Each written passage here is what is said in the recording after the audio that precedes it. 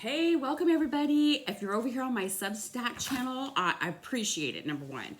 Number two, I feel like this is going to be a great way for me to actually talk to you guys versus me writing out a blog, which I have done.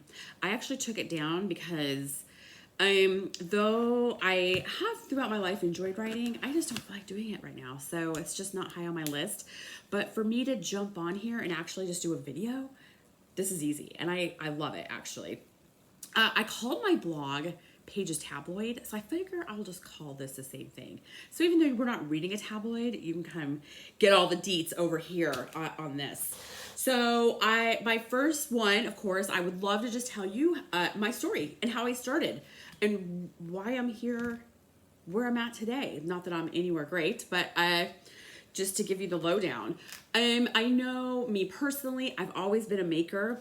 I was born a maker. There was always something going on at my house art project wise. As a child, I learned how to do things like crochet and knit and cross stitch. Lots of scrapbooking when that was the craze. Oh my gosh, I have tons of scrapbooks. I still have a lot of the products from scrapbooking. And then I got really big into craft shows. So my children remember growing up going to craft shows where they would come with me and use my tables at the craft show to essentially sleep under or hang out or make forts while I was at these shows. So, and I've done a myriad of things at these shows. Do you all remember vinyl lettering? Well, I jumped on that trend well before there was ever the home Cricut model. So my sister and I actually did that one. We purchased commercial equipment and we started the vinyl lettering because we were in the military. My husband was in the Army. My path veered on that, where a lot of people were actually buying the lettering and adhering it to their walls. I learned quickly that my audience didn't love that because we moved all the time. So I actually smartened up and started making wood signs, first adding the lettering with the vinyl and then actually using the vinyl as a stencil. I've done so many vinyl projects that if I saw my vinyl machine again, I would just kick it. In fact, I've given it away for free along with all my vinyl, and if I never see it again, that would thrill me. Though I do find it entertaining that I do see things that I have made out in the wild quite a bit, because I've made thousands of pieces of that with signs and stuff. A lot of times I see it on people's pictures. I was like, oh my gosh, I totally made that sign. But anyways, now I'm an artist, and I had a hard time with that word for the longest time because I was a crafter for so long. But something caught me off guard. Well, first off, COVID caught us all off guard, right? So I was in a whole different world before COVID hit. I actually owned a travel agency, and I just booked travel. That's all I did all day long, was to take care of travel. And then COVID hit and it literally shut me down overnight.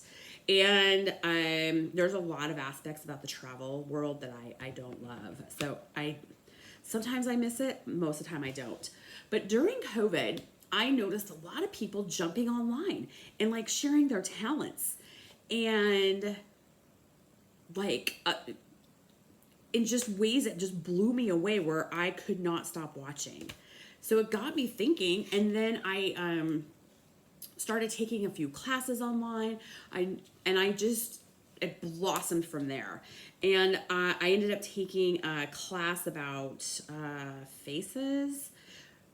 It changed my life, because the last thing I could tell you that I would ever draw is faces. I just don't. It's so funny when you say I would never do that, and that's exactly what happens. So that's how I got here. I took classes from many people. In fact, it'll be fun if on another video that I actually showed you who my early mentors were and who I actually paid to take classes or courses or memberships with, because you could definitely see their influence.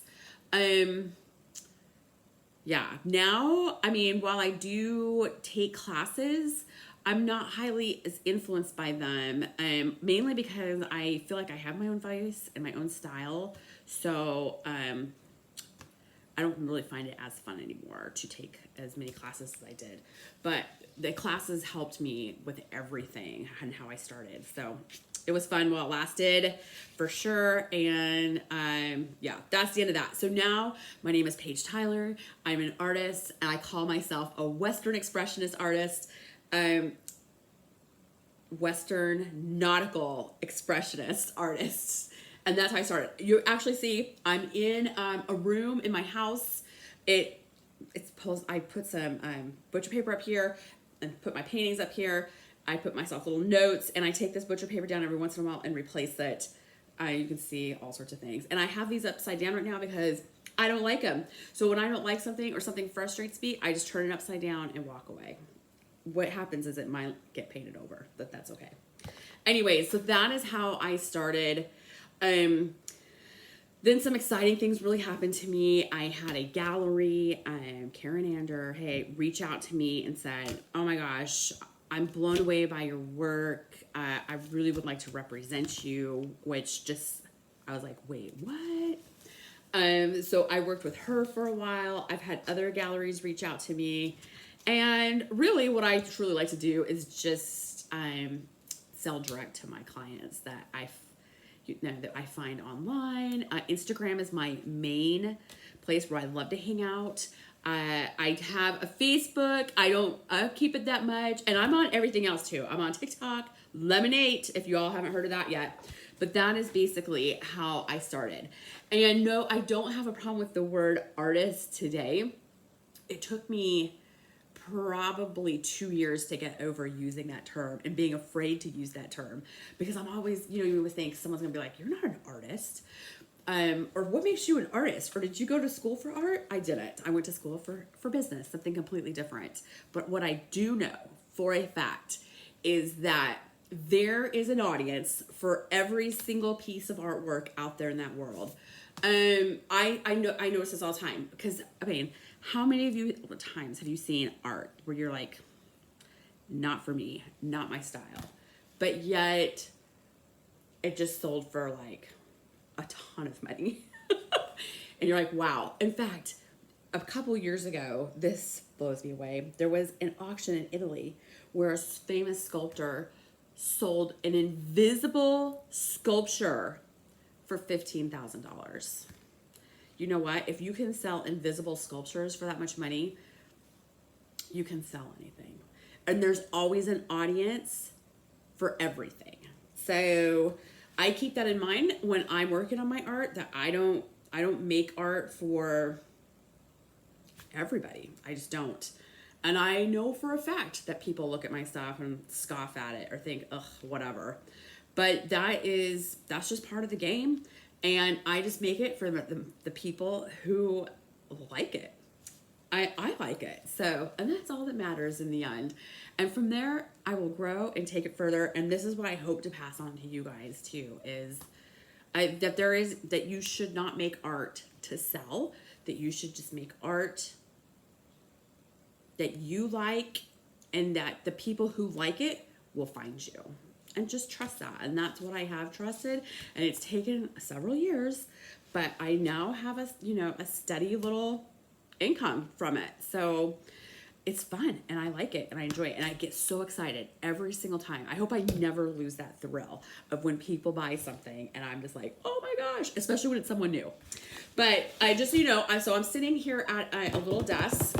I've moved around so you can see this behind me. It's more interesting.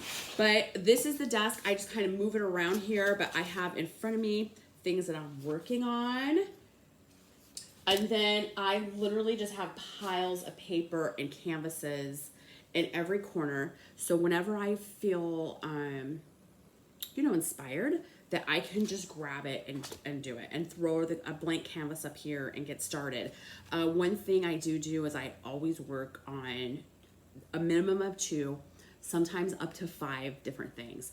And I rotate between canvas and paper all at the same time, because the second I get stuck or bored or whatever, I just jump over to the next one and don't even think twice about it. I have canvases that I've set aside here that have been painted, or halfway painted even, for months, sometimes up to a year. And I just look at them, and then one day I'll be like, oh, I I know what I want to do, and I grab it and I finish it. So that happens quite a bit too. And it's fun just going with the flow like that. But okay, this is my first one. So I don't want to take any longer than 10 minutes, and we're just over 10 minutes right now. So I hope to do these. I want to do these like every Friday, I think every Friday. So come back next Friday and we'll see what we have for you guys. All right, thanks, bye.